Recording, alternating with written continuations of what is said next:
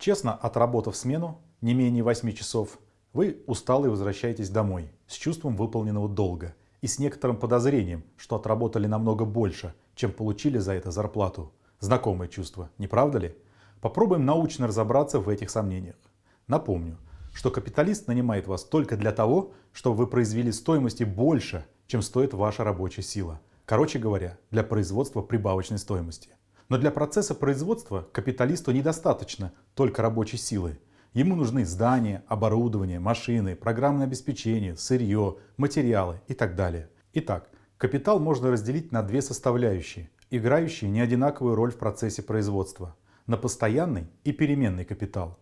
Где постоянный капитал, обозначаемый латинской буквой «С», это часть капитала, воплощенная в средствах производства, сырье и материалах. В процессе производства эта часть не создает стоимости, а лишь переносит свою стоимость на вновь производимый товар. Другая часть капитала, называемая переменным и обозначаемая буквой «В», есть затраты на покупку рабочей силы. Именно эта часть капитала способна создавать стоимости больше, чем она сама стоит. Можно сказать, что постоянный капитал – это ранее овеществленный труд в средствах производства, материалах, сырье, который без соединения с рабочей силой представляет лишь груду металлолома и прочего хлама. Поэтому Маркс сравнивал капитал с мертвым трудом, который как вампир оживает лишь тогда, когда высасывает живой труд и живет тем полнее, чем больше живого труда он поглощает. Итак, капиталист первоначально авансирует некую сумму на покупку постоянного и переменного капитала с целью получить прибавочную стоимость, то есть превышение над авансированным капиталом. Стоимость такого произведенного товара может быть представлена формулой C плюс V плюс M, где M есть прибавочная стоимость. Но каковы пропорции между составляющими V и M? Сколько вы вынуждены работать на предприятии, чтобы окупить свою рабочую силу и произвести главное для капиталиста – прибавочную стоимость? Ведь из-за нее капиталист вас нанял. Ответить на эти вопросы нам поможет один из важнейших показателей в капиталистической экономике – норма прибавочной стоимости, показывающий степень эксплуатации трудящихся. По сути, это отношение прибавочного труда к необходимому, показывающий, сколько часов вы работаете, чтобы компенсировать расходы на стоимость своей рабочей силы, а сколько на производство прибавочной стоимости для капиталистов. Так, если дневная стоимость рабочей силы в течение дня составляет 1000 рублей, а норма прибавочной стоимости 100%, то масса прибавочной стоимости составит тоже 1000 рублей. При этом за весь рабочий день будет создана стоимости на 2000 рублей. То есть норма прибавочной стоимости в 100% при 8-часовой рабочей смене показывает, что необходимое рабочее время составит 4 часа и еще 4 часа прибавочное рабочее время. Давайте посмотрим на норму прибавочной стоимости по данным статистики США. Можно заметить, что норма прибавочной стоимости показывает тенденцию к росту, то есть к усилению эксплуатации. В наши дни норма превысила 400%. Это означает, что необходимое рабочее время составляет 1/5, а прибавочное 4/5. При средней продолжительности рабочего дня со сверхурочными 8,5 часов можно посчитать, что необходимое рабочее время равно 1,7 часа, а прибавочное 6,8 часа. А что об этих соотношениях может сказать современная буржуазная экономическая наука? Как затушевывает описанные выше противоречия между трудом и капиталом? Начнем с того, как представители мейнстрима трактуют понятие «капитал».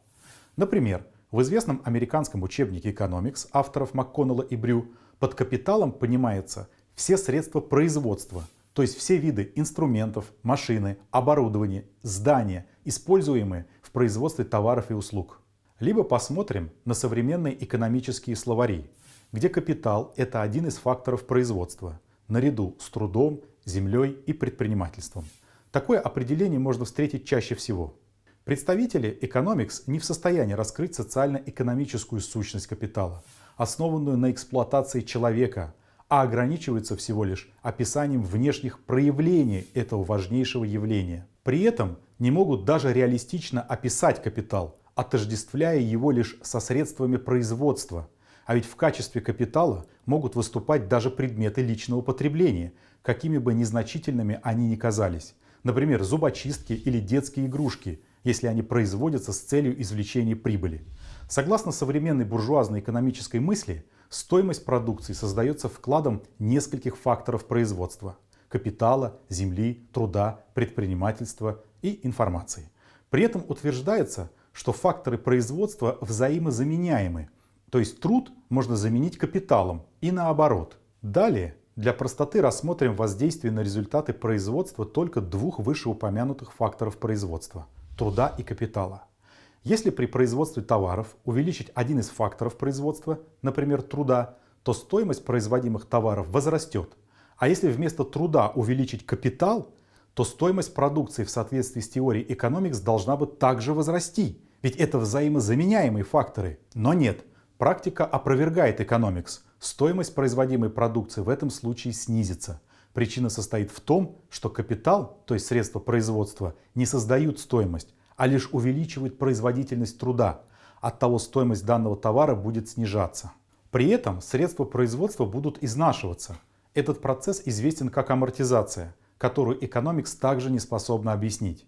Ведь другие факторы производства не амортизируются, и здесь какая-то путаница. Как я уже сказал, предположительно произошло внезапное проседание свай из-за изменения в вечной мерзлоте. И еще. Как известно, современная буржуазная экономическая мысль построена на идеологии либерализма, апеллирующей к идеям свободы. Одним из важных принципов которой можно назвать категорический императив Иммануила Канта, который гласит: «Поступай так, чтобы ты всегда относился к человечеству как к цели и никогда не относился бы к нему только как к средству». Получается, сваливая все факторы производства в одну кучу, мы человека сопоставляем с машиной. Человек уже не цель, а средство. Средство накопления капитала. Выходит, теория факторов производства противоречит даже основным принципам либерализма. Неужели представители Economics этого не видят? И почему дают такие описательные и притом поверхностные трактовки капитала? Ответ будет простым. Это действие идеологии. Понимание этих процессов не соответствует интересам современного господствующего класса, а оттого замалчиваются, либо искажаются до столь уродливой формы. Именно марксистская политэкономия способна показать основное противоречие капитализма – его эксплуататорскую сущность, основанную на присвоении неоплаченного труда рабочих. Так что, когда будете снова возвращаться с работы с чувством, что вас обворовали, знайте, так оно и есть.